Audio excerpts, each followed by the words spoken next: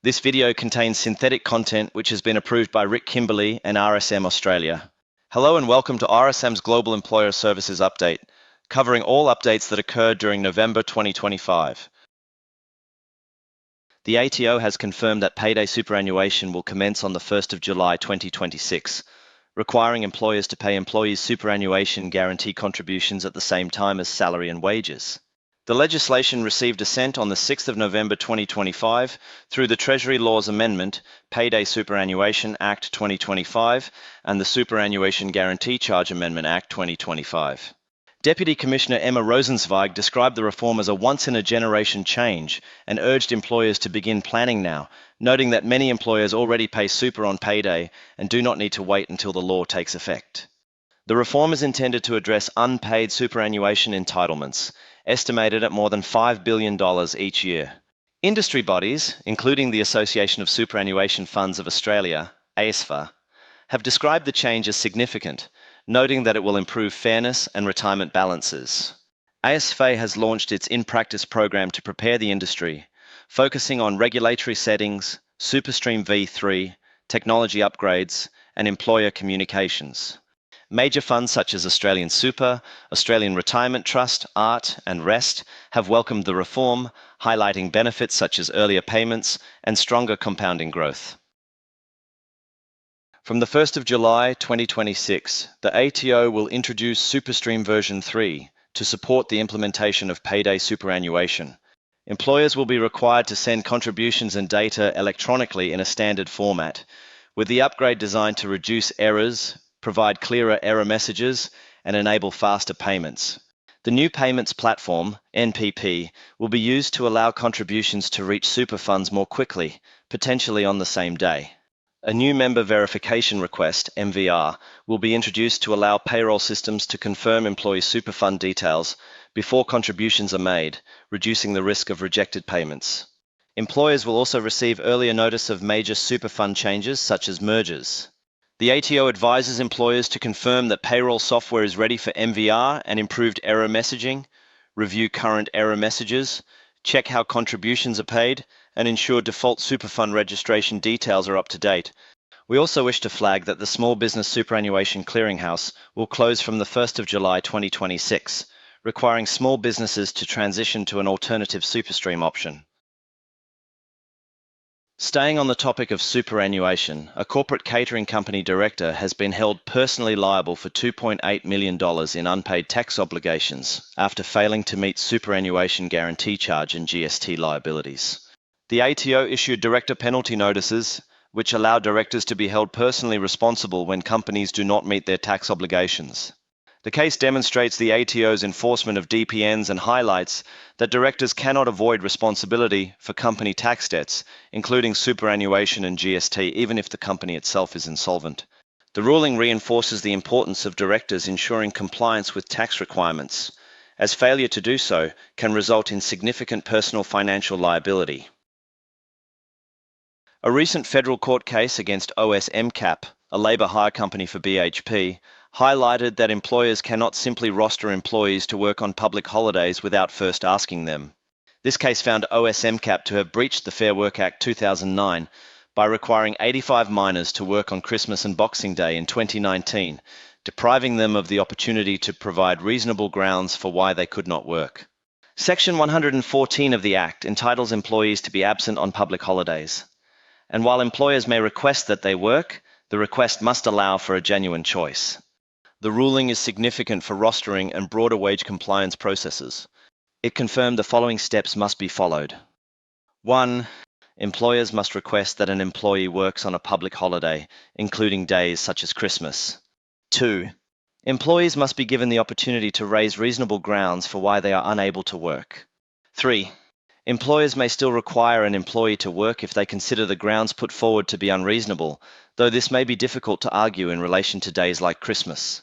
The court ordered OSMCAP to pay compensation ranging from $800 to $1,700 per worker, totaling about $84,000, and imposed an additional $15,000 penalty payable to the union. The ruling serves as a warning to employers that holiday shifts must be requested rather than imposed, and failing to respect workers' rights can result in significant financial and legal consequences. This decision reinforces that public holidays are a default entitlement and strengthens protections for employees against unreasonable rostering practices. Warehouse workers have become the next major focus for unions following the mining sector under the Albanese government's Same Job, Same Pay laws. These laws are designed to prevent employers from using labour hire arrangements to undercut wages set in enterprise agreements. Mining was the first industry targeted, with unions securing significant pay rises for labour hire workers across large workforces. The United Workers' Union has now identified warehousing as the next target, with hundreds of workers already benefiting from pay increases under the new laws. Unlike mining, warehousing involves more employers with smaller workforces, making implementation more fragmented. The SHOP, Distributive and Allied Employees Association and United Workers Union are applying the legislation to ensure labour hire workers in warehouses receive equal pay and conditions. Early cases show warehouse workers have secured pay rises, similar to those achieved in mining, demonstrating the broader reach of the legislation. An ATO phone contractor has lodged an application under the new Same Job, Same Pay provisions introduced by the Fair Work Legislation Amendment, Closing Loopholes, Act 2023. The application was made to the Fair Work Commission and seeks to ensure that labour hire workers performing the same duties as directly employed staff receive equivalent pay. The legislation allows the Commission to issue orders requiring labour hire employees to be paid the same as host employees covered by enterprise agreements. Service contractors are excluded from the provisions, but regulated labour hire arrangements are included.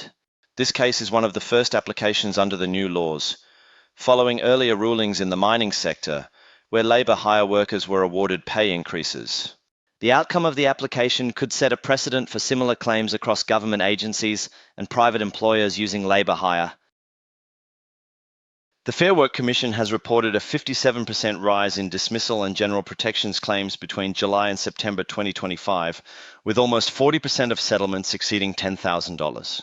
A large proportion of the increase is due to general protections claims, which do not require a minimum employment period and have no cap on compensation. The increase is driven by greater use of AI tools and paid agents assisting workers.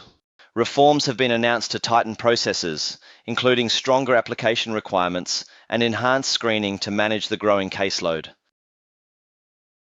Uber Eats and DoorDash delivery riders in Australia will receive a pay increase of about 25% from March 2026. The Fair Work Commission has introduced new minimum standards for food delivery workers, marking the first time gig economy platforms are subject to such regulation. The decision follows government reforms aimed at improving pay and conditions for gig workers. The increase will apply to riders working for food delivery platforms, with other sectors such as rideshare expected to be considered later. The Albanese government has supported these changes to address concerns about insecure work and low pay in the gig economy. Industry representatives have warned that higher costs may be passed on to consumers and restaurants, while unions and worker advocates have welcomed the reforms as necessary to ensure fair treatment of delivery workers. Operation Topaz was a joint compliance initiative conducted in Gatton, Queensland, by the ATO, the Fair Work Ombudsman, and the Department of Home Affairs. The operation targeted agriculture and labour hire businesses and involved audits of more than 50 taxpayers across 7 locations. Authorities identified over $25 million in unpaid taxes, superannuation, and other liabilities. Several employers were found to have breached workplace laws, including failing to pay minimum casual wages and overtime rates. Businesses that were non-compliant now face penalties and interest charges. The majority of businesses audited were compliant, but a minority were identified as deliberately avoiding obligations. The agencies confirmed that further investigations will continue into businesses suspected of operating in the shadow economy, with a focus on breaches of tax, employment, and immigration laws. Industrial Magistrate Coleman emphasised that the owners had shown a blatant disregard for the compliance regime and their obligations as employers. Private Sector Labour Relations Director Cara Broider said the $31,000 penalty reflects the seriousness of the misconduct and takes into consideration the circumstances of the young, vulnerable employee. The Hall case, decided by the Administrative Appeals Tribunal, AAT, involved ABC radio presenter Ned Hall, who claimed occupancy costs for using a second bedroom in his apartment as a home office during the COVID-19 pandemic. The AAT ruled that Hall was entitled to claim occupancy and car expenses, finding they were directly linked to the earning of assessable income.